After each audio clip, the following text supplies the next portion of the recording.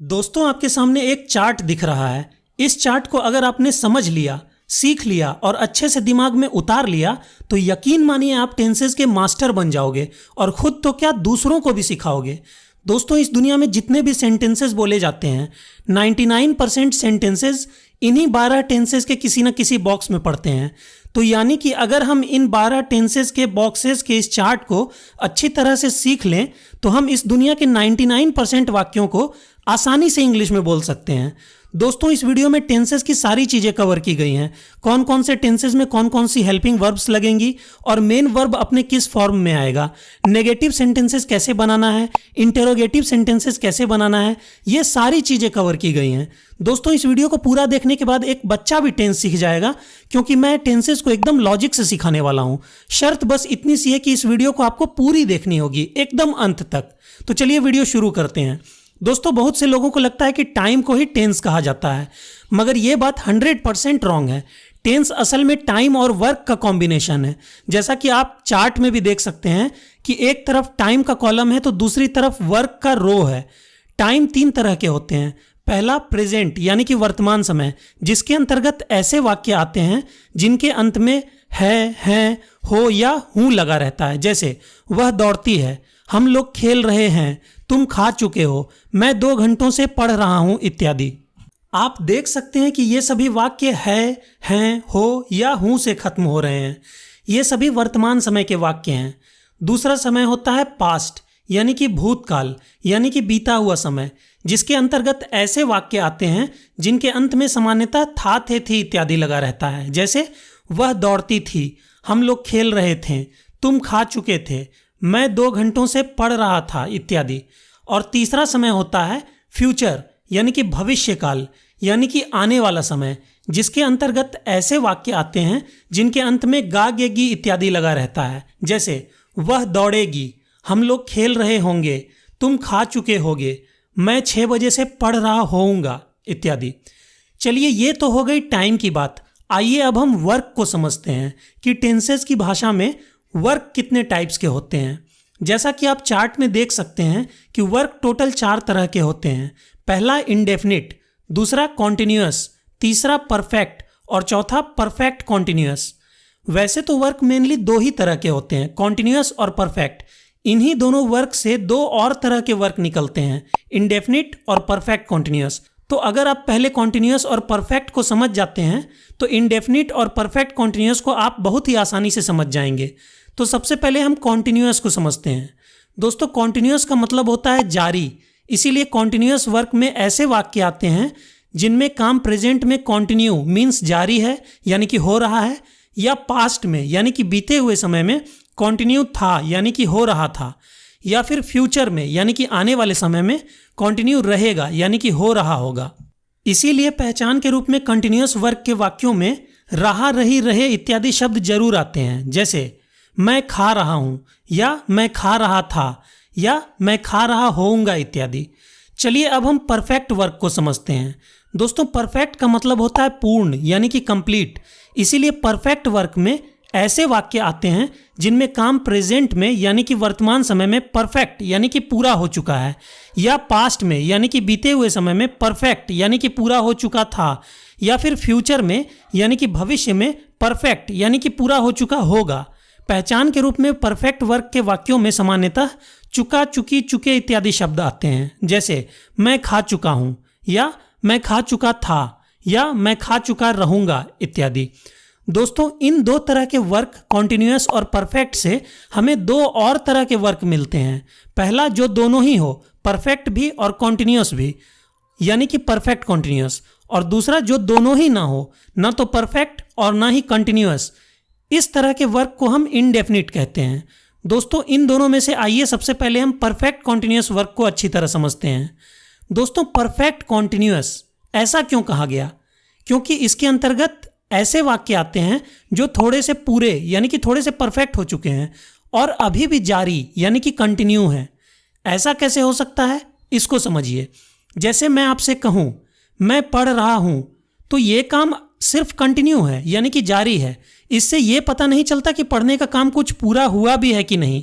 लेकिन अगर मैं आपसे कहूं कि मैं 2 बजे से पढ़ रहा हूँ या मैं 3 घंटों से पढ़ रहा हूँ, तो हमें ये तो पता चलता ही है कि पढ़ने का काम अभी भी जारी है, यानी कि कंटिन्यू है। साथ ही साथ हमें ये भी पता चलता है कि पढ़ने का काम कुछ पूरा भी हो गया है। और ये हमें कैसे पता चलता है? उस समय यानी कि टाइम से जो वाक्य में दिया गया है, जैसे 2 बजे से या 3 घंटों से, क्योंकि इतने समय से या इतने समय में हमने काम का कुछ भी हिस्सा तो परफेक्ट यानी कि पूरा कर ही लिया होगा, चाहे वो समय कितना भी छोटा क्यों ना हो। इसीलिए आपको वाक्य में सिर्फ रहा रही रहे देखकर डायरेक्ट ये डिसाइड नहीं कर लेना है कि वो सिर्फ कंटिन्यूअस वर्क है। आपको वाक्य में ये भी देखना है कि कहीं समय भी तो नहीं दिया गया। अगर वाक्य में समय भी दिया गया है तो वो कंटिन्यूअस नहीं बल्कि परफेक्ट कंटिन्यूअस वर्क है, और इसके रूल्स कंटिन्यूअस वर्क के रूल्स से कुछ अलग होते हैं। इसमें ज़्यादातर स्टूडेंट्स फंसते हैं, इसीलिए आपको सावधान रहना है। चलिए अब इंडेफिनिट वर्क को समझते हैं। दोस्तों, इसके अंतर्गत ऐसे वाक्य आते हैं जो ना तो कंटिन्यूअस होते हैं और ना ही परफेक्ट। दोस्तों, इंडेफिनिट का मतलब होता है अनिश्चित। कुछ वाक्य ऐसे होते हैं जिनसे ये पता ही नहीं चलता, यानी कि ये बात अनिश्चित रहती है, इनडेफिनिट रहती है कि काम अभी जारी है या पूरा हो चुका है। जैसे मैं प्रेजेंट, पास्ट और फ्यूचर तीनों टाइम के एग्जाम्पल्स देता हूँ। मैं पढ़ता हूँ या मैं पढ़ता था या मैं पढ़ूंगा।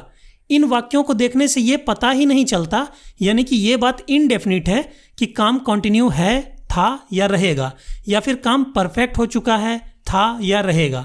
इसीलिए ऐसे वाक्यों को इंडेफिनिट टेंस में होना समझा जाता है। तो इस तरह से अभी तक आपने देखा कि टेंसेस कुल 3 तरह के time, present, past and future, और 4 तरह के वर्क, इंडेफिनिट, कॉन्टिन्यूअस, परफेक्ट और परफेक्ट कॉन्टिन्यूअस से मिलकर बनता है। जैसा कि मैंने पहले बताया था कि टेंस टाइम और वर्क का कॉम्बिनेशन है। इस तरह हमें कुल 12 तरह के टेंसेस मिलते हैं, 3 चौके 12, जो कि 12 बॉक्सेस में इस चार्ट में नजर आ रहे हैं। दोस्तों, जैसा कि मैंने पहले बताया कि इस दुनिया में जितने भी सेंटेंसेस बोले जाते हैं, 99% सेंटेंसेस इन्हीं 12 टेंसेस के किसी न किसी बॉक्स में पड़ते हैं। तो अगर हम इन 12 टेंसेस के बॉक्सेस को अच्छी तरह से सीख लें तो हम इस दुनिया के 99% वाक्यों को आसानी से इंग्लिश में बोल सकते हैं। दोस्तों, इन सभी बॉक्सेस को एक एक करके एनालाइज करने से पहले आप जान लें कि किसी भी सेंटेंस का इंग्लिश में स्ट्रक्चर कैसा होता है। दोस्तों, किसी भी सेंटेंस का इंग्लिश में एक बेसिक स्ट्रक्चर होता है, subject plus helping verb plus main verb plus object. जैसा कि आप जानते ही होंगे कि सब्जेक्ट वो होता है जो काम कर रहा होता है, ऑब्जेक्ट वो होता है जिस पर वो काम हो रहा होता है, और वर्ब वो होता है जो काम हो रहा होता है। जैसे वह किताबें पढ़ रहा है, ही इज़ रीडिंग बुक्स। यहाँ किताबों को पढ़ने का काम कौन कर रहा है? वह। इसीलिए वह यानी कि ही यहाँ सब्जेक्ट है। पढ़ने का काम किस चीज़ पर हो रहा है, यानी कि किस चीज़ को पढ़ा जा रहा है? किताबों को।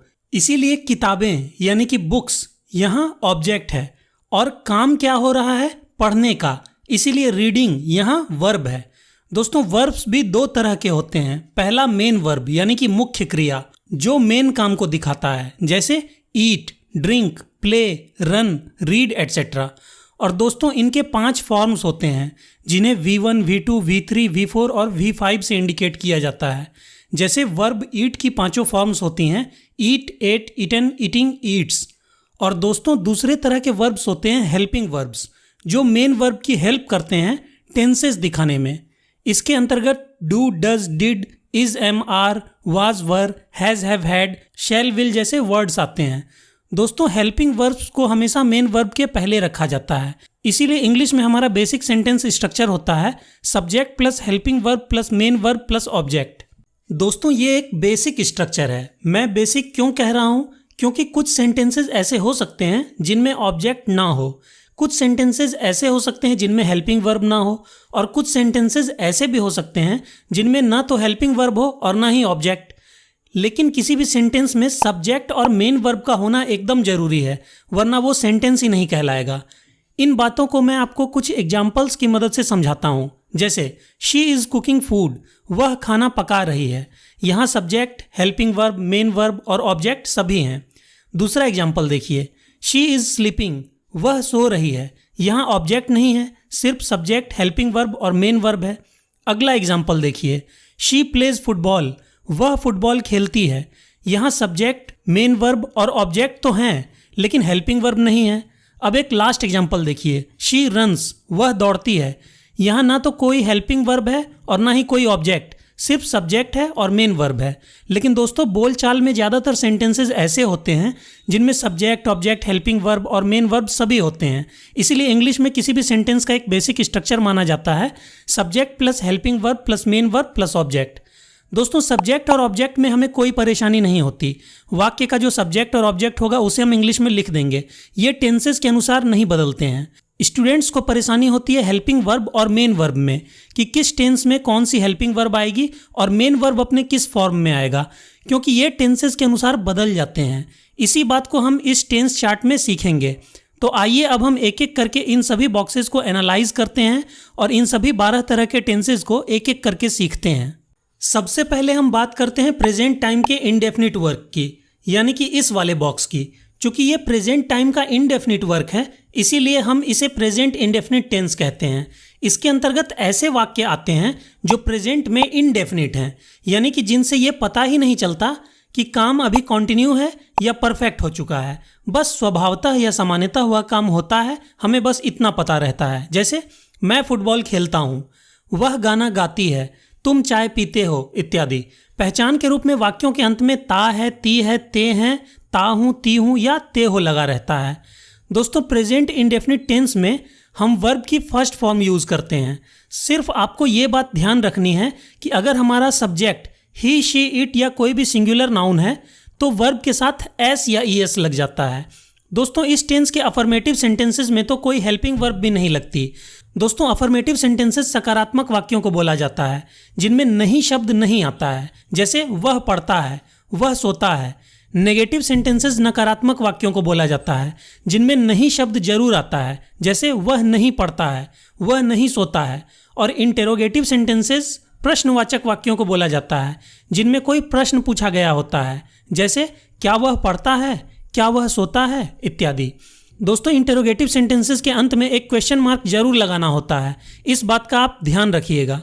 तो दोस्तों प्रेजेंट इंडेफिनिट टेंस के अफर्मेटिव सेंटेंसेस में किसी भी तरह के हेल्पिंग वर्ब का प्रयोग नहीं किया जाता, लेकिन इस टेंस के नेगेटिव और इंटेरोगेटिव सेंटेंसेस में हेल्पिंग वर्ब्स डू या डज का प्रयोग जरूर होता है।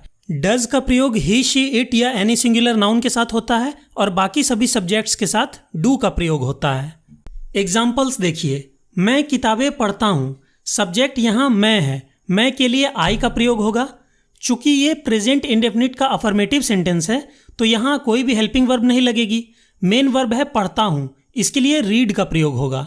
और हमारा ऑब्जेक्ट है किताबें, जिसके लिए बुक्स का प्रयोग होगा। तो हमारा सेंटेंस हो गया आई रीड बुक्स।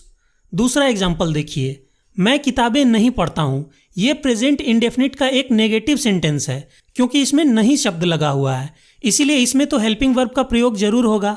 चूंकि हमारा सब्जेक्ट है मैं यानी कि आई, इसीलिए हेल्पिंग वर्ब के रूप में डू का प्रयोग होगा। अगर हमारा सब्जेक्ट ही, शी, इट या कोई भी सिंगुलर नाउन होता तब हम डज का प्रयोग करते हैं, जैसा कि मैं आपको पहले भी बता चुका हूँ। नहीं शब्द के लिए नॉट का प्रयोग होगा, इसीलिए हमारा सेंटेंस हो जाएगा I do not read books. Not का प्रयोग हेल्पिंग वर्ब और मेन वर्ब के बीच में होता है। दोस्तों अब बहुत से बच्चे यहीं पर गलती करते हैं। वो सोचते हैं कि जैसे मैं किताबें पढ़ता हूँ, इसकी इंग्लिश होती है आई रीड बुक्स, इसीलिए मैं किताबें नहीं पढ़ता हूँ, इसकी इंग्लिश हो जाएगी आई नॉट रीड बुक्स। उन्हें लगता है कि नहीं शब्द के लिए सिर्फ हमें नॉट ही तो लगाना है।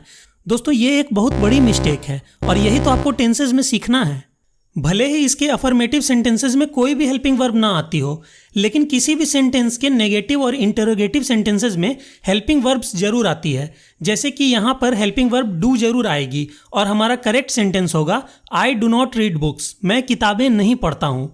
अगला एग्जाम्पल देखिए, क्या तुम किताबें पढ़ते हो? ये प्रेजेंट इंडेफिनिट का एक इंटरोगेटिव सेंटेंस है क्योंकि इसमें एक प्रश्न पूछा गया है, इसीलिए इसमें भी हेल्पिंग वर्ब जरूर लगेगी। चूंकि हमारा सब्जेक्ट तुम है यानी कि यू, इसीलिए हेल्पिंग वर्ब के रूप में यहाँ भी डू का प्रयोग होगा। अगर हमारा सब्जेक्ट ही, शी, इट या कोई भी सिंगुलर नाउन होता तब हम डज का प्रयोग करते हैं। दोस्तों इंटरोगेटिव सेंटेंसेस बनाने के लिए हम हेल्पिंग वर्ब को सब्जेक्ट के आगे रख देते हैं, इसीलिए हमारा सेंटेंस हो जाएगा डू यू रीड बुक्स। अगला एग्जाम्पल देखिए, क्या तुम किताबें नहीं पढ़ते हो? दोस्तों ये भी एक इंटरोगेटिव सेंटेंस है क्योंकि इसमें भी एक प्रश्न पूछा गया है, लेकिन इन तरह के सेंटेंसेस को नेगेटिव इंटरोगेटिव सेंटेंसेस कहा जाता है क्योंकि इनमें नहीं शब्द भी लगा रहता है। इसमें भी हेल्पिंग वर्ब का प्रयोग सब्जेक्ट के पहले होगा क्योंकि ये एक इंटरोगेटिव सेंटेंस है और साथ ही सब्जेक्ट के बाद और मेन वर्ब के पहले नॉट का भी प्रयोग होगा, क्योंकि ये एक नेगेटिव सेंटेंस भी है। इसीलिए हमारा सेंटेंस हो जाएगा do you not read books. चलिए अब हम कुछ और एग्जाम्पल्स देखते हैं जिनमें सब्जेक्ट ही, शी, इट या कोई सिंगुलर नाउन होता है, जिनमें हम वर्ब के साथ एस या ईएस लगाते हैं। वह किताबें पढ़ता है, ये प्रेजेंट इंडेफिनिट टेंस का एक अफर्मेटिव सेंटेंस है, इसीलिए इसमें किसी भी तरह के हेल्पिंग वर्ब का यूज नहीं होगा। और सब्जेक्ट चूंकि वह है यानी कि ही, इसीलिए वर्ब के साथ एस या ईएस लगेगा। इसीलिए हमारा सेंटेंस हो जाएगा ही रीड्स बुक्स। दोस्तों, किन तरह के वर्ब्स में एस लगता है और किन में ईएस लगता है, इनके लिए कुछ रूल्स हैं। इन रूल्स को जानने के लिए इस वीडियो को देखने के बाद आप मेरी rules of adding s, es and ies to a verb वाली वीडियो को भी देख सकते हैं, जिसका लिंक आपको आई बटन और डिस्क्रिप्शन दोनों में मिल जाएगा। फिलहाल आप यहाँ पर ध्यान दीजिए। वह किताबें पढ़ता है, ही रीड्स बुक्स। इसका नेगेटिव सेंटेंस होगा वह किताबें नहीं पढ़ता है। यहाँ अब हेल्पिंग वर्ब जरूर आएगी, क्योंकि सब्जेक्ट ही है, इसीलिए हेल्पिंग वर्ब के रूप में डज का प्रयोग होगा। दोस्तों, डज असल में डू का ही एक रूप है। सब्जेक्ट के ही, शी, इट या कोई भी सिंगुलर नाउन रहने पर वर्ब डू में जब ईएस लग जाता है तब वह डज बन जाता है। इसीलिए हमारा सेंटेंस हो जाएगा he does not read books. ध्यान दीजिए कि यहाँ सब्जेक्ट के ही रहने पर भी रीड के साथ एस या ईएस नहीं लगा है, क्योंकि एस या ईएस तो अपना प्रभाव डू में लगकर उसे डज बनाकर तो दिखा ही चुका है। इसीलिए अब हमें रीड के साथ एस या ईएस लगाने की जरूरत नहीं है। दोस्तों, आप हमेशा ध्यान रखिएगा कि सब्जेक्ट का प्रभाव हमेशा अपने सबसे नज़दीक या पहले आने वाले वर्ब पर ही पड़ता है, चाहे वो हेल्पिंग वर्ब हो या मेन वर्ब। अगला एग्जाम्पल देखिए। क्या वह किताबें पढ़ता है? चूंकि ये एक इंटेरोगेटिव सेंटेंस है, इसीलिए हेल्पिंग वर्ब पहले आ जाएगी और हमारा सेंटेंस हो जाएगा डज ही रीड बुक्स। ध्यान दीजिए कि यहाँ भी सब्जेक्ट ही रहने पर भी रीड के साथ हमने एस या ईएस का यूज़ नहीं किया है, क्योंकि एस या ईएस का यूज़ तो पहले ही हमने हेल्पिंग वर्ब डू में करके उसे डज में बदल ही दिया है। अगला एग्जाम्पल देखिए। क्या वह किताबें नहीं पढ़ता है? ये एक नेगेटिव इंटरोगेटिव सेंटेंस है, इसीलिए इसकी इंग्लिश हो जाएगी does he not read books. तो दोस्तों, ये था प्रेजेंट इंडेफिनिट टेंस। उम्मीद है इसे आप समझ गए होंगे। अब हम बढ़ते हैं अगले बॉक्स की तरफ, जिसमें पास्ट टाइम का इंडेफिनिट वर्क आता है। इसे हम पास्ट इंडेफिनिट टेंस कहते हैं। इसके अंतर्गत ऐसे वाक्य आते हैं जो पास्ट में इंडेफिनिट थे, यानी कि जिनसे ये पता नहीं चलता कि काम पास्ट में कंटिन्यू था या परफेक्ट हो चुका था। बस स्वभावतः या सामान्यतः वह काम होता था या हुआ, हमें बस इतना पता रहता है। जैसे मैं फुटबॉल खेलता था, वह गाना गाती थी, तुम चाय पीते थे, इत्यादि। हालांकि पास्ट इंडेफिनिट टेंस के ज़्यादातर वाक्य इस तरह के होते हैं। वह बाजार गया और सब्जी ले आया, उसने मेरी बहुत सहायता की, वे लोग आगरा गए, मुझे यह फिल्म अच्छी नहीं लगी। पहचान के रूप में वाक्यों के अंत में ता, था, ती, थी, ते, थे लगा रहता है, या क्रिया का अंत आ, ई, ए जैसे साउंड्स से होता है। दोस्तों, पास्ट इंडेफिनिट टेंस में हम वर्ब की सेकेंड फॉर्म का यूज़ करते हैं। और आप ये बात हमेशा याद रखें कि केवल पास्ट इंडेफिनिट टेंस ही एक ऐसा टेंस है जिसमें वर्ब की सेकेंड फॉर्म यानी कि V2 का प्रयोग होता है। बाकी किसी भी टेंस में वर्ब की सेकेंड फॉर्म का प्रयोग नहीं होता। और यहाँ तो वर्ब में एस या ईएस लगाने का भी कोई चक्कर नहीं रहता। सभी तरह के सब्जेक्ट्स के साथ वर्ब की सेकेंड फॉर्म ही लगती है। सिर्फ प्रेजेंट इंडेफिनिट टेंस में ही वर्ब में एस या ईएस लगाने का चक्कर रहता है। एग्जाम्पल्स देखिए। मैंने उसे देखा, आई सॉ हिम। चपरासी ने घंटी बजाई, the peon rang the bell. वे लोग स्कूल गए, दे वेंट टू स्कूल। आप देख सकते हैं कि पास्ट इंडेफिनिट के वाक्यों में सभी तरह के सब्जेक्ट्स के साथ वर्ब की सेकेंड फॉर्म ही आ रही है और कोई हेल्पिंग वर्ब भी नहीं लग रही। लेकिन ऐसा सिर्फ अफर्मेटिव सेंटेंसेज में ही होता है।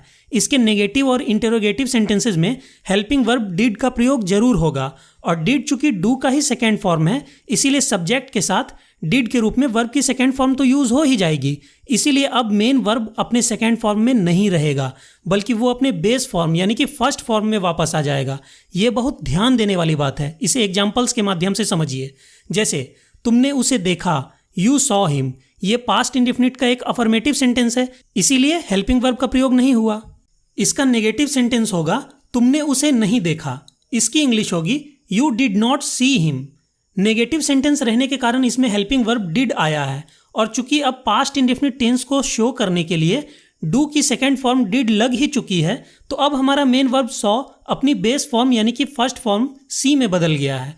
क्योंकि इंडेफिनिट टेंसेज में मेन वर्ब का नेचर ही होता है अपने फर्स्ट फॉर्म में रहना। वो तो सब्जेक्ट और टेंसेज के प्रभाव में आकर अपने रूप बदलते हैं। लेकिन अगर सब्जेक्ट और टेंस का प्रभाव किसी हेल्पिंग वर्ब पर पड़ जाए तो मेन वर्ब इंडेफिनिट टेंसेज में अपने नेचर के अनुसार वापस अपनी फर्स्ट फॉर्म में ही आ जाता है। जैसा कि आपने प्रेजेंट इंडेफिनिट टेंस में भी देखा था कि जब उसमें हेल्पिंग वर्ब में डू या डज का यूज होता था तो वर्ब अपनी फर्स्ट फॉर्म में आ जाता था, उसमें एस या ई एस लगकर वह अपनी फिफ्थ फॉर्म में नहीं रहता था। आइए अगला एग्जाम्पल देखते हैं। क्या तुमने उसे देखा? ये एक इंटेरोगेटिव सेंटेंस है, इसीलिए इसमें भी हेल्पिंग वर्ब लगेगा और उसे सब्जेक्ट के पहले रखा जाएगा, इसीलिए हमारा सेंटेंस हो जाएगा did you see him. Next example देखिए, क्या तुमने उसे नहीं देखा? Did you not see him. तो दोस्तों मुझे लगता है कि अब आप पास्ट इंडेफिनिट टेंस को अच्छे से समझ गए होंगे। आइए अब हम last indefinite tense future indefinite tense को देखते हैं। इसके अंतर्गत ऐसे वाक्य आते हैं जो फ्यूचर में इंडेफिनिट होंगे, यानी कि जिनसे ये पता ही नहीं चलता कि काम फ्यूचर में कंटिन्यू रहेगा या परफेक्ट हो चुका रहेगा। बस स्वभावतः या सामान्यतः वह काम होगा, हमें बस इतना पता रहता है। जैसे मैं फुटबॉल खेलूंगा, वह गाना गाएगी, तुम चाय पियोगे इत्यादि।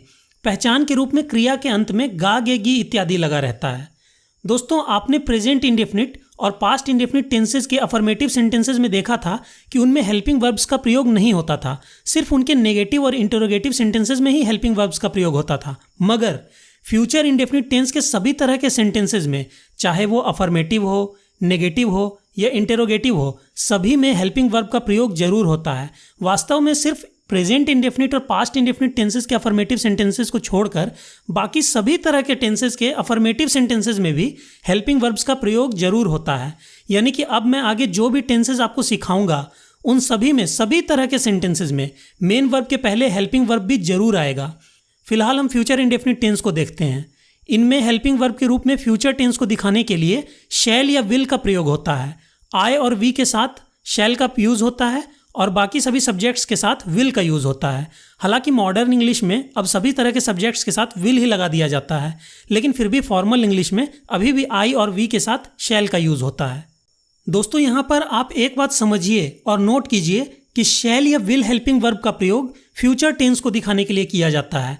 इसलिए फ्यूचर का कोई भी टेंस हो, चाहे वो फ्यूचर इंडेफिनिट हो या फ्यूचर कंटिन्यूअस हो या फ्यूचर परफेक्ट हो या फिर फ्यूचर परफेक्ट कंटिन्यूअस हो, इन सभी टेंसेज में फ्यूचर टेंस को दिखाने के लिए हेल्पिंग वर्ब में शैल या विल का प्रयोग जरूर होगा। जैसा कि आप इन सभी बॉक्सेज में भी देख सकते हैं कि इन सभी बॉक्सेज में हेल्पिंग वर्ब में शैल या विल जरूर आया है। फिलहाल आप फ्यूचर के इंडेफिनिट टेंस पर ध्यान दीजिए। फ्यूचर टेंस को दिखाने के लिए यहाँ हेल्पिंग वर्ब शैल या विल का प्रयोग होगा और चूंकि ये एक इंडेफिनिट टेंस है इसीलिए अब आप खुद ब खुद बता सकते हैं कि यहाँ वर्ब की कौन सी फॉर्म आएगी। जी हाँ, यहाँ वर्ब की फर्स्ट फॉर्म आएगी, क्योंकि सब्जेक्ट और टेंस का प्रभाव तो हेल्पिंग वर्ब पर पड़ ही जाएगा। इसीलिए इंडेफिनिट टेंस में वर्ब अपने नेचर के अनुसार अपने फर्स्ट फॉर्म में रहना चाहेगा, इसलिए फ्यूचर इंडेफिनिट टेंस में मेन वर्ब अपने फर्स्ट फॉर्म में होता है। अब एग्जाम्पल्स देखिए। मैं स्कूल जाऊँगा, आई शैल गो टू स्कूल। हम लोग स्कूल जाएंगे, we shall go to school. यहाँ हमने आई और वी के साथ शैल का यूज़ किया है, बाकी सभी सब्जेक्ट्स के साथ विल का यूज़ होगा। जैसे तुम स्कूल जाओगे, you will go to school. वह पानी पिएगी, शी विल ड्रिंक वाटर। वे लोग क्रिकेट खेलेंगे, दे विल प्ले क्रिकेट। अब एक नेगेटिव सेंटेंस देखिए। तुम क्रिकेट नहीं खेलोगे, you will not play cricket. अगला सेंटेंस देखिए। क्या तुम स्कूल जाओगे? दोस्तों ये एक इंटरोगेटिव सेंटेंस है, इसीलिए हम हेल्पिंग वर्ब को सब्जेक्ट के आगे ले आएंगे। इसीलिए हमारा सेंटेंस हो जाएगा will you go to school. अगला सेंटेंस देखिए। क्या तुम स्कूल नहीं जाओगे? Will you not go to school. तो दोस्तों ये था हमारा फ्यूचर इंडेफिनिट टेंस। आपने अब सभी तरह के इंडेफिनिट टेंसेस को सीख लिया है। आइए अब हम कंटिन्यूअस टेंसेस को सीखते हैं और इसमें सबसे पहले प्रेजेंट के कंटिन्यूअस टेंस को सीखते हैं। दोस्तों इस टेंस के अंतर्गत ऐसे वाक्य आते हैं जो प्रेजेंट में कंटिन्यू हैं, यानी कि जो वर्तमान समय में जारी हैं, यानी कि हो रहे हैं। जैसे मैं फुटबॉल खेल रहा हूँ, वह गाना गा रही है, तुम चाय पी रहे हो इत्यादि। पहचान के रूप में वाक्यों के अंत में रहा हूँ, रही हूँ, रहे हो, रहा है, रही है, रहे हैं इत्यादि लगा रहता है। दोस्तों प्रेजेंट कॉन्टिन्यूअस टेंस में हम प्रेजेंट टेंस को दिखाने के लिए हेल्पिंग वर्ब के रूप में इज एम आर का प्रयोग करते हैं और कंटिन्यूअस टेंस को दिखाने के लिए मेन वर्ब की आईएनजी फॉर्म यानी कि वर्ब की फोर्थ फॉर्म का प्रयोग करते हैं। दोस्तों वर्ब की आईएनजी फॉर्म किसी भी काम के जारी रहने को दर्शाता है, इसीलिए इसका प्रयोग होता ही है कंटिन्यूटी दिखाने के लिए। इसीलिए आप इन बॉक्सेस में भी गौर कर सकते हैं कि कंटिन्यूअस का कोई भी टेंस हो, चाहे वो प्रेजेंट कंटिन्यूअस हो या पास्ट कंटिन्यूअस हो या फ्यूचर कंटिन्यूअस हो, सभी में मेन वर्ब के रूप में वर्ब की आईएनजी फॉर्म का प्रयोग जरूर हुआ है। यहाँ तक कि गौर कीजिए कि परफेक्ट कॉन्टिन्यूअस के भी सभी टेंसेज में मेन वर्ब के रूप में वर्ब की आईएनजी फॉर्म का ही यूज़ किया गया है, क्योंकि आखिरकार ये सब भी तो एक तरह के कॉन्टिन्यूअस टेंसेज ही हैं। तो आपको याद रखना है कि किसी भी टेंस में कंटिन्यूअस शब्द आने का मतलब ही है मेन वर्ब के रूप में वर्ब की आईएनजी फॉर्म का आना। फिलहाल आप प्रेजेंट कॉन्टिन्यूअस टेंस पर ध्यान दीजिए। यहाँ कंटिन्यूटी को दिखाने के लिए मेन वर्ब में वर्ब की आईएनजी फॉर्म आएगी और प्रेजेंट टेंस को दिखाने के लिए हेल्पिंग वर्ब में इज, एम या आर का यूज़ होगा।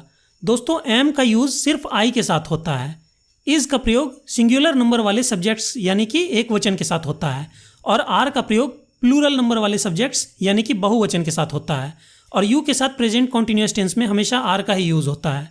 एग्जाम्पल्स देखिए, मैं किताबें पढ़ रहा हूँ, आई एम रीडिंग बुक्स। तुम किताबें पढ़ रहे हो, यू आर रीडिंग बुक्स। वह किताबें पढ़ रहा है, ही इज़ रीडिंग बुक्स। वे लोग किताबें पढ़ रहे हैं, दे आर रीडिंग बुक्स। अगले एग्जाम्पल्स देखिए, वह किताबें नहीं पढ़ रहा है, he is not reading books. क्या वह किताबें पढ़ रहा है, इज़ ही रीडिंग बुक्स। क्या वह किताबें नहीं पढ़ रहा है, is he not reading books. यहाँ इंटेरोगेटिव सेंटेंसेज रहने के कारण हेल्पिंग वर्ब को सब्जेक्ट के आगे कर दिया गया है। चलिए अब हम बढ़ते हैं अपने अगले बॉक्स की तरफ, जो है पास्ट का कॉन्टिन्यूअस टेंस। दोस्तों पास्ट कॉन्टिन्यूअस टेंस के अंतर्गत ऐसे वाक्य आते हैं जो पास्ट में कंटिन्यू थे, यानी कि बीते हुए समय में जारी थे, यानी कि हो रहे थे। जैसे मैं फुटबॉल खेल रहा था, वह गाना गा रही थी, तुम चाय पी रहे थे इत्यादि। पहचान के रूप में वाक्यों के अंत में रहा था, रही थी, रहे थे इत्यादि लगा रहता है। दोस्तों यहाँ कंटिन्यूअस टेंस रहने के कारण मेन वर्ब में तो वर्ब की आईएनजी फॉर्म ही लगेगी, लेकिन चूंकि ये पास्ट का कंटिन्यूअस टेंस है, इसीलिए यहाँ हेल्पिंग वर्ब के रूप में इज, एम, आर की जगह पर इसके पास्ट फॉर्म वाज या वर का प्रयोग होगा। सिंगुलर सब्जेक्ट के साथ वाज का प्रयोग होता है और प्लूरल सब्जेक्ट के साथ वर का, लेकिन यू के साथ पास्ट कॉन्टिन्यूअस टेंस में हमेशा वर का ही प्रयोग होता है। एग्जाम्पल्स देखिए, वह फुटबॉल खेल रहा था, ही वॉज प्लेइंग फुटबॉल। मैं बाजार जा रहा था, I was going to market. वे लोग नाच रहे थे, दे वर डांसिंग। अगले एग्जाम्पल्स देखिए, वह बाजार नहीं जा रहा था, he was not going to market. क्या वह बाजार जा रहा था, was he going to market. क्या वह बाजार नहीं जा रहा था, was he not going to market. तो दोस्तों ये था पास्ट कॉन्टिन्यूअस टेंस। चलिए अब हम लास्ट कॉन्टिन्यूअस टेंस, फ्यूचर के continuous tense, future continuous tense को देखते हैं।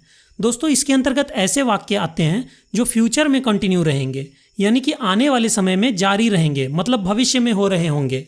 जैसे मैं किताबें पढ़ रहा होऊंगा, वह फुटबॉल खेल रहा होगा, तुम गाना गा रहे होगे इत्यादि। पहचान के रूप में वाक्यों के अंत में रहा होऊंगा, रही होंगी, रहा होगा, रही होगी, रहे होंगे इत्यादि लगा रहता है। दोस्तों फ्यूचर टेंस के कारण यहाँ हेल्पिंग वर्ब में शैल या विल का यूज़ होगा, और कॉन्टिन्यूअस टेंस रहने के कारण मेन वर्ब में वर्ब की आईएनजी फॉर्म का यूज़ होगा। लेकिन हमें यहाँ एक बात एकदम ध्यान रखनी है कि फ्यूचर कॉन्टिन्यूअस टेंस में हमें मेन वर्ब के पहले एक और हेल्पिंग वर्ब बी को भी लगाना होता है।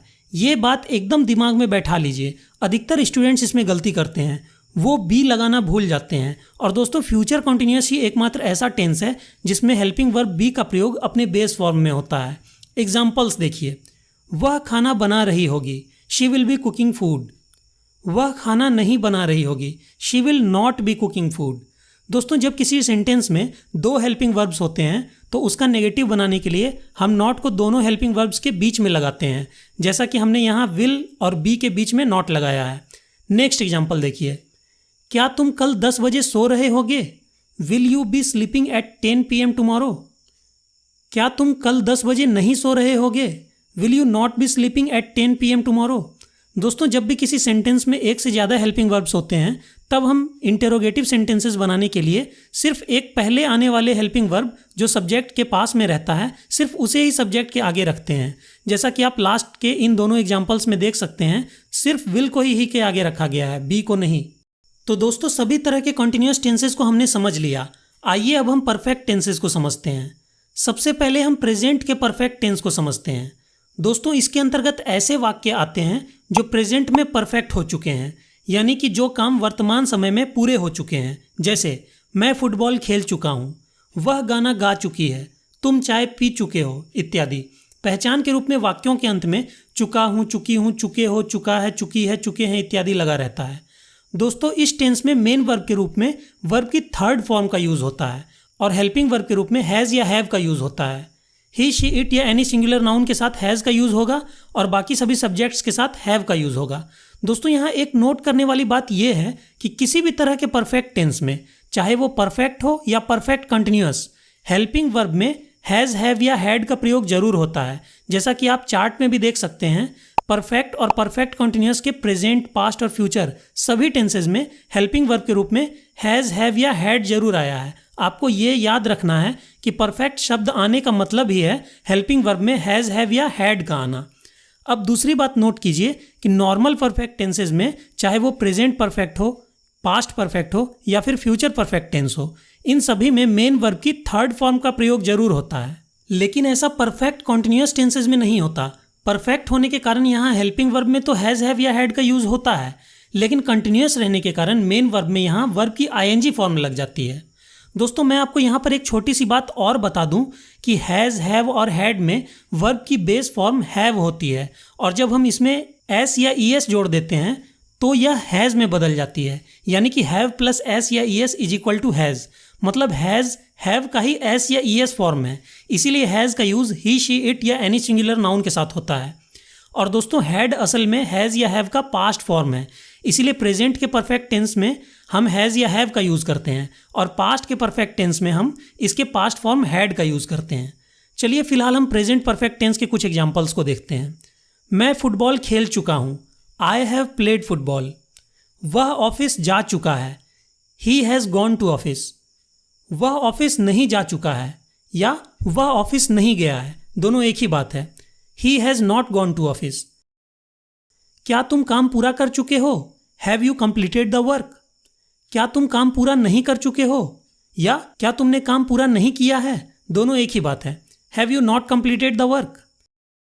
चलिए अब हम अगले परफेक्ट टेंस को देखते हैं जो कि है पास्ट परफेक्ट टेंस। दोस्तों इसके अंतर्गत ऐसे वाक्य आते हैं जो पास्ट में परफेक्ट हो चुके थे, यानी कि जो काम भूतकाल में पूरे हो चुके थे।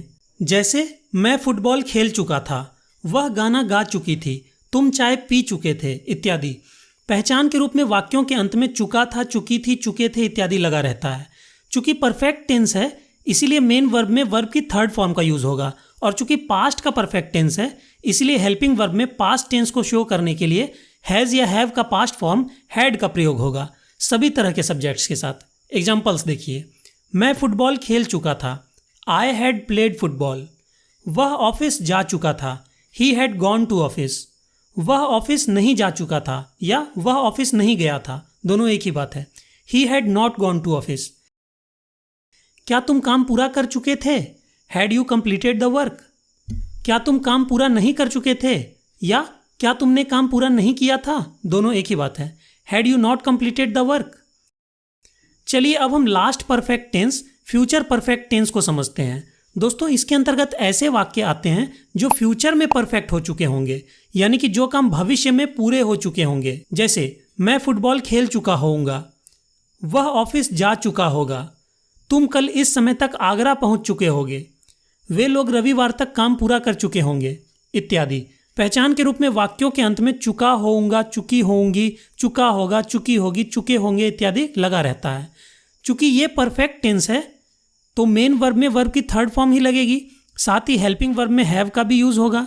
लेकिन चूंकि ये एक फ्यूचर टेंस भी है इसीलिए फ्यूचर टेंस को दिखाने के लिए हेल्पिंग वर्ब में शैल या विल का भी यूज होगा। दोस्तों यहाँ पर एक ध्यान देने वाली बात यह है कि इस टेंस में चाहे कोई भी सब्जेक्ट हो, हेल्पिंग वर्ब हैव अपने बेस फॉर्म हैव में ही रहेगा। सब्जेक्ट के ही, शी, इट या कोई भी सिंगुलर नाउन रहने पर भी वो हैज़ में नहीं बदलेगा, क्योंकि सब्जेक्ट और टेंस का प्रभाव तो इसके पहले आने वाले हेल्पिंग वर्ब शैल या विल पर पड़ ही जाएगा। इसीलिए हैव पर अब सब्जेक्ट का प्रभाव नहीं पड़ेगा, इसलिए सब्जेक्ट के अनुसार हैव अपने फॉर्म को चेंज नहीं करेगा। वो इस टेंस में सभी तरह के सब्जेक्ट्स के साथ अपने बेस फॉर्म हैव के ही रूप में आएगा। चलिए कुछ एग्जाम्पल्स देखते हैं। मैं फुटबॉल खेल चुका रहूँगा, I shall have played football. वह ऑफिस जा चुका रहेगा, he will have gone to office. दोस्तों आप यहाँ देख सकते हैं कि सब्जेक्ट के ही रहने पर भी यहाँ हमने इसके साथ हैज़ का यूज़ नहीं किया बल्कि हैव का यूज़ किया है, क्योंकि ही का इफेक्ट तो पहले आने वाले हेल्पिंग वर्ब विल पर पड़ ही चुका है। अगले एग्जाम्पल्स देखिए। वह ऑफिस नहीं जा चुका रहेगा, जिसे हम इस तरह भी कह सकते हैं वह ऑफिस नहीं गया रहेगा। He will not have gone to office. क्या तुम काम पूरा कर चुके रहोगे? Will you have completed the work. क्या तुम काम पूरा नहीं किए रहोगे? Will you not have completed the work. तो दोस्तों सभी तरह के परफेक्ट टेंसेस को हमने समझ लिया। आइए अब हम तीनों तरह के परफेक्ट कॉन्टिन्यूअस टेंसेस को समझते हैं। दोस्तों जैसा कि इस वीडियो में मैं आपको पहले भी इसके बारे में बता चुका हूं कि ये है तो एक तरह का कॉन्टिन्यूअस टेंस ही, यानी कि इसमें हमें ये पता रहता है कि काम जारी है, यानी कि अभी हो रहा है, लेकिन साथ ही साथ हमें ये भी पता रहता है कि काम का कुछ हिस्सा पूरा भी हो चुका है, यानी कि कुछ हिस्सा परफेक्ट भी हो चुका है, क्योंकि हमें यहाँ समय के बारे में भी बताया गया रहता है कि काम कुछ समय से चालू है। जैसे मैं 2 घंटों से पढ़ रहा हूँ, वह 4 बजे से सो रहा था, हम लोग 3 दिनों से काम कर रहे हैं। दोस्तों इन तरह के सेंटेंसेस में चूंकि समय का भी जिक्र है कि काम इतने समय से चालू है, जैसे 2 घंटों से या 4 बजे से या 3 दिनों से, इसीलिए ये तो पक्का है कि इतने समय में काम का कुछ भी हिस्सा तो जरूर पूरा हुआ होगा, यानी कि परफेक्ट हुआ होगा। अब चूंकि काम का कुछ हिस्सा कुछ समय में परफेक्ट भी हो चुका है और काम अभी भी कंटिन्यू है, इसीलिए इसे हम परफेक्ट कॉन्टिन्यूअस टेंस कहते हैं। दोस्तों परफेक्ट कॉन्टिन्यूअस टेंसेज हिंदी में आसान दिखते हैं, लेकिन इंग्लिश में इसे बनाना थोड़ा कॉम्प्लेक्स है। ये सिंपल कॉन्टिन्यूअस टेंसेज नहीं है, इस बात का हमेशा ध्यान रखिएगा। बहुत से स्टूडेंट्स इसमें गलती करते हैं क्योंकि इसका स्ट्रक्चर सिंपल कॉन्टिन्यूअस टेंसेज के स्ट्रक्चर से थोड़ा अलग होता है, लेकिन अगर आप लॉजिक के साथ इसे समझिएगा तो इसे बहुत ही आसानी से समझ जाइएगा। दोस्तों परफेक्ट कॉन्टिन्यूअस टेंसेज में कैसी मेन वर्ब आएगी और कौन सी हेल्पिंग वर्ब जरूर आएगी, ये आप खुद भी ट्रेस कर सकते हैं अगर आप लॉजिक लगाकर देखें तो। देखिए चूंकि ये एक तरह का कॉन्टिन्यूअस टेंस ही है, इसीलिए मेन वर्ब में तो वर्ब की आईएनजी फॉर्म ही आएगी, ये बात तो पक्की है, जैसा कि आपने कॉन्टिन्यूअस टेंसेज में देखा था। और चूंकि ये एक तरह का परफेक्ट टेंस भी है, इसीलिए हेल्पिंग वर्ब में हैज़, हैव या हैड का भी आना पक्का है, जैसा कि आपने परफेक्ट टेंसेज में देखा था। इसके प्रेजेंट टेंस में हैज़ या हैव का यूज़ हो जाएगा। इसके पास्ट टेंस में पास्ट टेंस को शो करने के लिए हैज़ या हैव अपने पास्ट फॉर्म हैड में बदल जाएगा। और इसके फ्यूचर टेंस में हम फ्यूचर टेंस को दिखाने के लिए शैल या विल का यूज़ कर लेंगे और इसके बाद हैव लगाएंगे। यहाँ तक तो बात एकदम क्लियर है। अब एक बहुत ही महत्वपूर्ण बात पर ध्यान दीजिए और इसे अच्छे से समझिए। दोस्तों हेल्पिंग वर्ब्स हैज़, हैव या हैड का नेचर होता है कि वो अपने बाद आने वाले वर्ब को हमेशा उसकी थर्ड फॉर्म में रखना चाहते हैं, जैसा कि आपने तीनों तरह के परफेक्ट टेंसेज में भी देखा था कि हैज़, हैव या हैड के बाद वर्ब की थर्ड फॉर्म आती थी। लेकिन यहाँ तो एक तरह का कॉन्टिन्यूअस टेंस होने के कारण मेन वर्ब में वर्ब की आईएनजी फॉर्म का लगना पहले ही तय हो चुका है, तो अब हैज़, हैव, हैड क्या करे? तो दोस्तों हैज़, हैव या हैड अपने बाद और मेन वर्ब के पहले एक और हेल्पिंग वर्ब को यूज़ कर लेते हैं जो कि वर्ब बी की थर्ड फॉर्म होती है, और वो है बीन। बीन वर्ब बी की थर्ड फॉर्म है, इसीलिए परफेक्ट कॉन्टिन्यूअस टेंसेज के सभी तरह के टेंसेज में हेल्पिंग वर्ब बीन का प्रयोग जरूर होता है। चलिए अब ये बात भी आपको समझ में आ गई कि वर्ब बीन इन सभी में क्यों लगा है। आइए अब परफेक्ट कॉन्टिन्यूअस टेंसेज में एक आखिरी बात को समझते हैं, जिससे कि आपको इसका पूरा स्ट्रक्चर 100% क्लियर हो जाएगा। दोस्तों चूंकि परफेक्ट कॉन्टिन्यूअस टेंसेज में समय का भी जिक्र होता है, इसीलिए उस समय को दिखाने के लिए हम वाक्य के इंग्लिश ट्रांसलेशन में सेंटेंस के अंत में उस टाइम या टाइम इंटरवल यानी कि उस समय या समय अंतराल का जिक्र कर देते हैं। जैसे 2 बजे से के लिए हम सिंस 2 o'clock का यूज़ करेंगे और 2 घंटों से के लिए हम फॉर 2 hours का यूज़ करेंगे। दोस्तों यहाँ पर गौर कीजिए कि से शब्द के लिए हमने पहले वाले एग्जाम्पल में सिंस का यूज़ किया है, तो दूसरे वाले एग्जाम्पल में फॉर का। अब इसका फंडा समझिए। देखिए वाक्यों में समय 2 तरह से दिया हो सकता है। पहला तरीका एक फिक्स टाइम दिया हो, जैसे 2 बजे से, सुबह से, सोमवार से, साल 2020 से इत्यादि। यहाँ हमें पता चलता है कि काम एग्जैक्टली किस समय से चालू है। ऐसे कंडीशन में सिंस का यूज़ होता है। दूसरा तरीका ये हो सकता है कि एक फिक्स टाइम ना बताकर एक टाइम इंटरवल यानी कि समय अंतराल बताया गया हो कि काम कितनी देर से चालू है, जैसे 2 घंटों से, 4 दिनों से या 3 सालों से। यहाँ एक फिक्स टाइम नहीं दिया गया रहता। जैसे अगर हम कहें 2 घंटों से, तो हो सकता है कि 1 बजे से 3 बजे तक की बात हो रही हो, या 2 बजे से 4 बजे तक की बात हो रही हो, या फिर 6 बजे से 8 बजे तक की बात हो रही हो, क्योंकि इन सभी के बीच में 2 घंटों का ही समय अंतराल है। ऐसे कंडीशन में हम सिंस का नहीं बल्कि फॉर का यूज़ करते हैं। आपको बस सिंपली ये याद रखना है कि फिक्स टाइम में आपको सिंस का यूज़ करना है और टाइम इंटरवल यानी कि समय अंतराल में आपको फॉर का यूज़ करना है। जैसे 3 बजे से सिंस 3 o'clock, लेकिन 3 घंटों से के लिए फॉर 3 hours, 3 दिनों से के लिए फॉर 3 days, 3 सालों से के लिए फॉर 3 years, लेकिन सोमवार से के लिए सिंस मंडे, साल 2020 से के लिए सिंस ईयर 2020। तो उम्मीद है कि परफेक्ट कॉन्टिन्यूअस टेंसेस का पूरा स्ट्रक्चर अब आपको क्लियरली समझ में आ रहा होगा। चलिए अब हम इसके तीनों tenses, present perfect continuous tense, past perfect continuous tense और फ्यूचर परफेक्ट कॉन्टिन्यूअस टेंस को एक एक करके अच्छे से समझ लेते हैं और हमारा टेंसेस पूरी तरह से कंप्लीट हो जाएगा। सबसे पहले हम प्रेजेंट के परफेक्ट कॉन्टिन्यूअस टेंस को देखते हैं। जैसा कि अब आप जानते हैं कि इसके अंतर्गत ऐसे वाक्य आते हैं जो प्रेजेंट में यानी कि वर्तमान में किसी समय से या कुछ समय से जारी हैं। जैसे मैं 6 बजे से किताबें पढ़ रहा हूँ, वह 2 घंटों से फुटबॉल खेल रहा है, वह सोमवार से स्कूल जा रही है, तुम 4 दिनों से ऑफिस जा रहे हो, इत्यादि। दोस्तों, चूंकि इसमें एक तरह का प्रेजेंट का परफेक्ट टेंस है, इसीलिए हेल्पिंग वर्ब के रूप में हमने हैज़ या हैव का यूज़ किया है और उसके बाद वर्ब की थर्ड फॉर्म यूज़ करनी होगी तो हमने एक और हेल्पिंग वर्ब बीन का यूज़ कर लिया है जो कि वर्ब बी की थर्ड फॉर्म है। अब चूंकि ये एक तरह का कंटिन्यूअस टेंस भी है, इसीलिए हमने आगे मेन वर्ब में वर्ब की आईएनजी फॉर्म का यूज़ किया है। उसके बाद हम सिंस या फॉर लगाकर टाइम का जिक्र कर देंगे। एग्जाम्पल्स देखिए, मैं 5 बजे से फुटबॉल खेल रहा हूँ, I have been playing football since 5 o'clock। दोस्तों, यहाँ एक फिक्स टाइम दिया गया है 5 बजे से, इसीलिए हमने यहाँ शब्द से के लिए सिंस का यूज़ किया है। और दोस्तों 99% स्टूडेंट्स इसे इस तरह से बनाने की गलती करते हैं, मैं 5 बजे से फुटबॉल खेल रहा हूँ, I am playing football since 5 o'clock, जो कि पूरी तरह से गलत है। आपको ये हमेशा ध्यान रखना है कि ऐसे सेंटेंसेस नॉर्मल कॉन्टिन्यूअस टेंसेस के नहीं बल्कि परफेक्ट कॉन्टिन्यूअस टेंसेस के होते हैं। इसीलिए इनको नॉर्मल कॉन्टिन्यूअस टेंसेस की रूल्स की मदद से नहीं बल्कि परफेक्ट कॉन्टिन्यूअस टेंसेस की रूल्स की मदद से बनाना होगा, जैसा कि अभी हमने बनाया है। मैं 5 बजे से फुटबॉल खेल रहा हूँ, I have been playing football since 5 o'clock। Next example देखिए, वह 5 दिनों से ऑफिस नहीं जा रहा है, he has not been going to office for 5 days। दोस्तों, यहाँ हैज़ का यूज़ हुआ है क्योंकि हमारा सब्जेक्ट ही है, और दोस्तों यहाँ हमने सिंस के बजाय फॉर का यूज़ किया है क्योंकि यहाँ एक फिक्स टाइम नहीं दिया गया है बल्कि एक टाइम इंटरवल दिया गया है 5 दिनों से, फॉर 5 days। नेक्स्ट एग्जाम्पल देखिए, क्या तुम रविवार से काम कर रहे हो, have you been working since Sunday. क्या तुम 2 घंटों से वीडियो गेम नहीं खेल रहे हो, have you not been playing video game for 2 hours। चलिए अब हम पास्ट के परफेक्ट कॉन्टिन्यूअस टेंस को देखते हैं। जैसा कि आप जानते हैं कि इसके अंतर्गत ऐसे सेंटेंसेस आते हैं जो पास्ट में यानी कि भूतकाल में किसी समय से या कुछ समय से जारी थे। जैसे मैं 2 घंटों से फुटबॉल खेल रहा था, वह सोमवार से स्कूल जा रही थी, इत्यादि। दोस्तों, यहाँ भी सेंटेंस का स्ट्रक्चर वही रहेगा जो प्रेजेंट परफेक्ट कॉन्टिन्यूअस यानी कि ऊपर वाले बॉक्स में था। सिर्फ पास्ट टेंस को शो करने के लिए हेल्पिंग वर्ब हैज़ या हैव अपने पास्ट फॉर्म हैड में बदल जाएगा।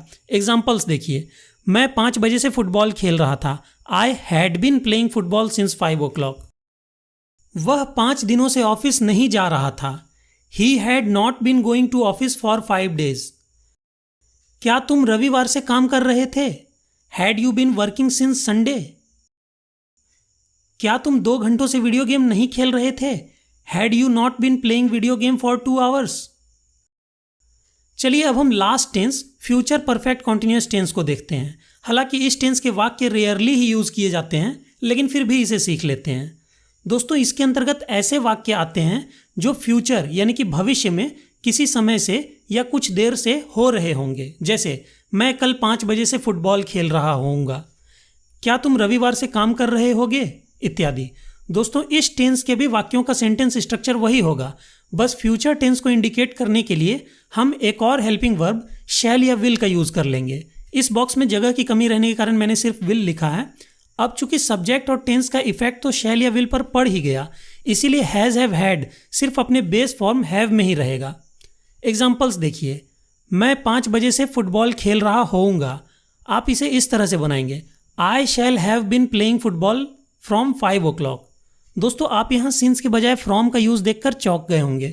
तो अब मैं आपको एक और लास्ट इंपॉर्टेंट चीज़ बतला दूं कि मॉडर्न इंग्लिश में फ्यूचर परफेक्ट कॉन्टिन्यूअस टेंस में, सिर्फ फ्यूचर परफेक्ट कॉन्टिन्यूअस टेंस में सिंस का यूज़ नहीं होता।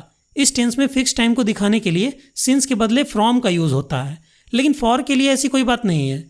टाइम इंटरवल को दिखाने के लिए इस टेंस में भी फॉर का ही यूज होता है। नेक्स्ट एग्जाम्पल देखिए, वह 5 दिनों से ऑफिस नहीं जा रहा होगा।